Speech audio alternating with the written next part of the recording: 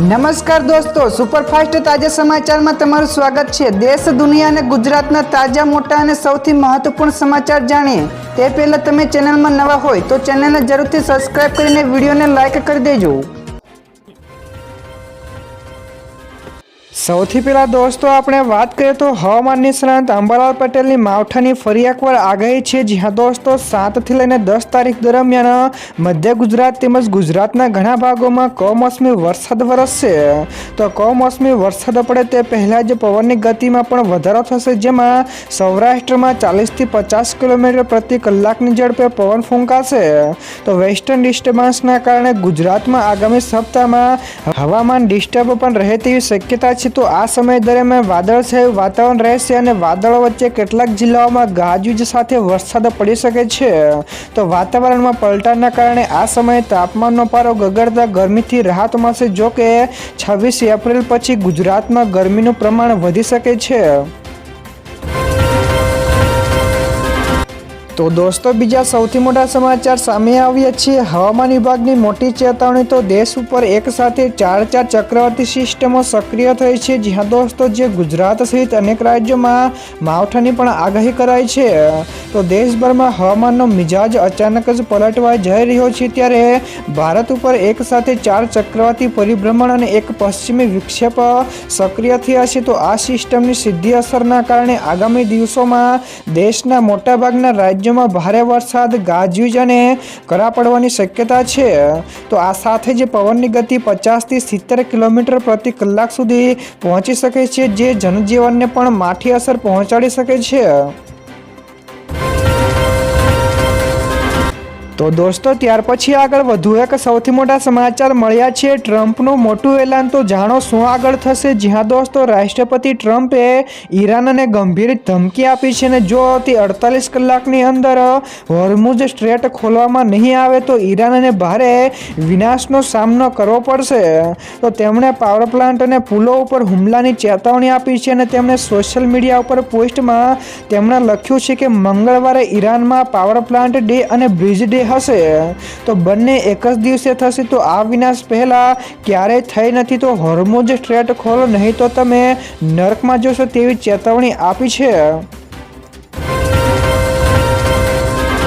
તો દોસ્તો બીજા સૌથી અગત્યના સમાચાર સામે આવ્યા છે। 10 એપ્રિલથી ટોલ રોકડમાં નહીં સ્વીકારાય। જી હા દોસ્તો, 10 એપ્રિલથી ટોલ પ્લાઝા ઉપર રોકડ ચૂકવણી નહીં સ્વીકારાય। તો આ સાથે જ ચૂકવણી ફાસ્ટેગ અથવા તો યુપીઆઈથી કરવી પડશે।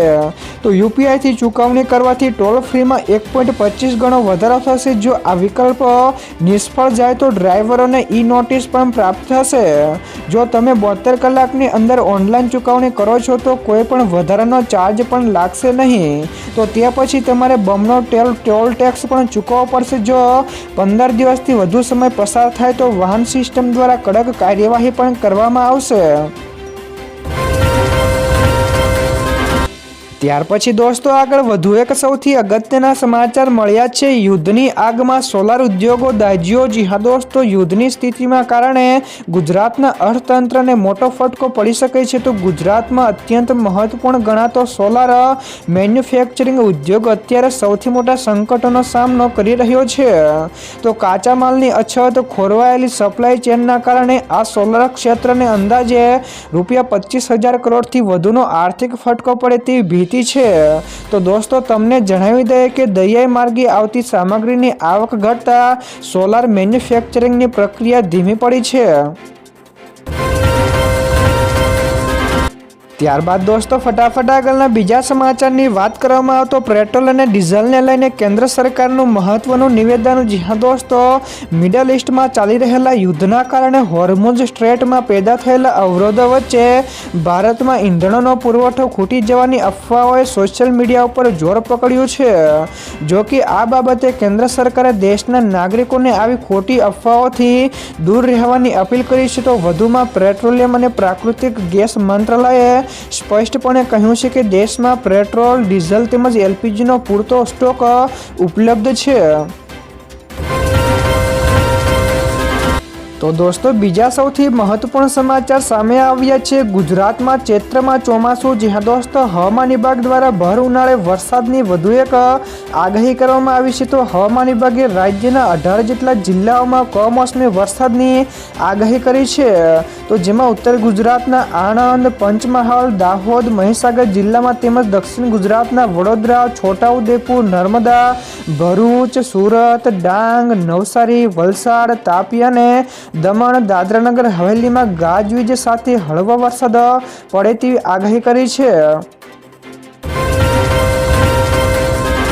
તો દોસ્તો ત્યાર પછી આગળ વધુ એક સૌથી મહત્વપૂર્ણ સમાચાર મળ્યા છે। ભારતે અડધી કિંમતમાં બનાવી S-400 નામની મિસાઇલ, જ્યાં દોસ્તો ભારત હવે રશિયાને S-400 જેવી શક્તિશાળી મિસાઇલ સ્વદેશી એર ડિફેન્સ સિસ્ટમ પ્રોડક્ટ કુશ વિકસાવી રહ્યું છે। તો DRDO દ્વારા તૈયાર થઈ રહેલી આ સિસ્ટમ ઘણી બાબતોમાં રશિયન સિસ્ટમ કરતાં પણ ચઢિયાતી છે। તો સૌથી મહત્વની વાત એ છે કે તેની ઉત્પાદન કિંમત S-400 કરતાં અડધાથી પણ ઓછી હશે। તો રશિયા પાસેથી ખરીદેલા 5 સ્ક્વોડ્રન પૈકી 3ની ડિલિવરી થઈ ચૂકી છે અને બાકીના આ વર્ષે આવવાની છે। ત્યાર પછી દોસ્તો આ સિવાયના બીજા સમાચારની ઝડપથી વાત કરવામાં આવે તો બેંક એકાઉન્ટને લઈને સૌથી મોટા સમાચાર, જ્યાં દોસ્તો RBI એટલે કે રિઝર્વ બેંક ઓફ ઇન્ડિયા હવે મોબાઈલ નંબરની જેમ જ બેંક એકાઉન્ટને પોર્ટ કરવાની સુવિધા લાવશે।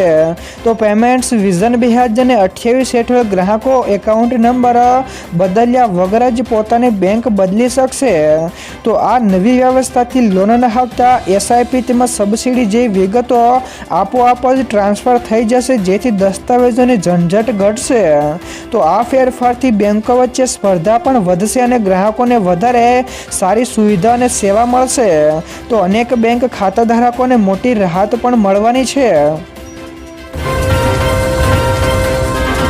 તો દોસ્તો બીજા સૌથી મોટા સમાચાર સામે આવ્યા છે ચીનની મોટી જાહેરાત। તો હવે ઝીરો ટેરિફની નીતિ, જ્યાં દોસ્તો એક બાજુ મિડલ ઇસ્ટમાં ભયાનક યુદ્ધના કારણે વૈશ્વિક સંકટ ઊભું થયું છે, જ્યારે બીજી બાજુ ચીન તેના નવા નિર્ણયથી વિશ્વને ચોંકાવી રહ્યું છે। તો હવે ચીને પણ જાહેરાત કરી છે કે તે 1 મે 2026થી પોતાની સાથે રાજદ્વારી સંબંધો ધરાવતા 53 જેટલા આફ્રિકન દેશો માટે તમામ આયાત શુલ્ક ટેરિફ સંપૂર્ણપણે નાબૂદ કરી દેશે। તો આ નિર્ણય હેઠળ આ દેશોમાંથી આવતી લગભગ તમામ પ્રોડક્ટ હવે ચીનમાં કોઈ પણ ટેરિફ વગર એન્ટ્રી કરી શકશે। તો દોસ્તો ત્યાર પછી આગળ વધુ એક સૌથી મોટા સમાચાર મળ્યા છે। 24 કલાકમાં ઈરાનના 120 કરતાં વધારે ઠેકાણાઓ પર હુમલો થયો છે। જ્યાં દોસ્તો ઇઝરાયેલે દાવો કર્યો છે કે તેણે છેલ્લા 24 કલાકમાં ઈરાનના 120થી વધારે ઠેકાણાઓ પર હુમલો કર્યો છે। તો ઇઝરાયેલી સેનાના જણાવ્યા અનુસાર આ હુમલાઓમાં બેલેસ્ટિક મિસાઇલ, ડ્રોન અને એર ડિફેન્સ સિસ્ટમ સાથે જોડાયેલા સ્થળોને નિશાન બનાવવામાં આવ્યા છે।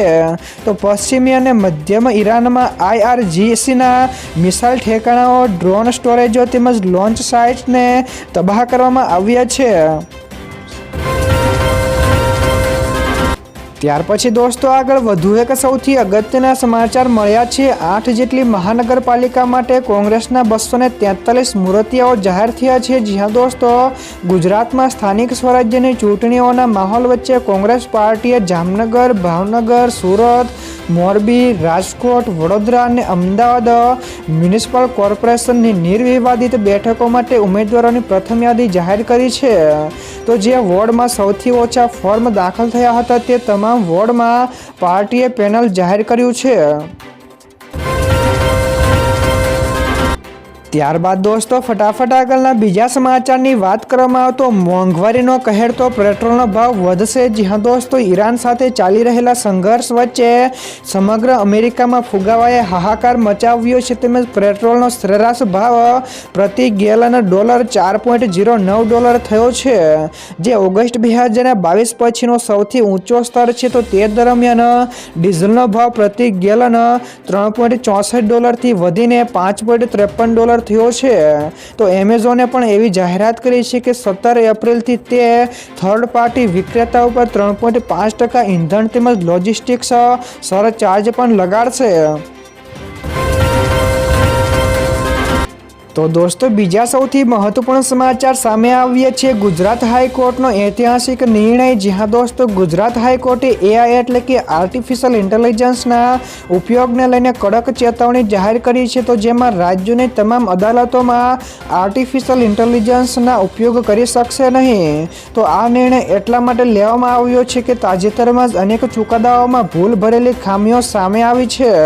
તો જેને લઈને હાઈકોર્ટે લાલ આંખ કરતા AI એટલે કે આર્ટિફિશિયલ ઇન્ટેલિજન્સના ઉપયોગને લઈને એક મહત્વપૂર્ણ અને કડક ચેતવણી નીતિ જાહેર કરી છે. તો જેથી ન્યાયિક કાર્યોમાં માનવીય વિવેક, બુદ્ધિ તેમજ અનુભવનું મહત્વ જળવાઈ રહે.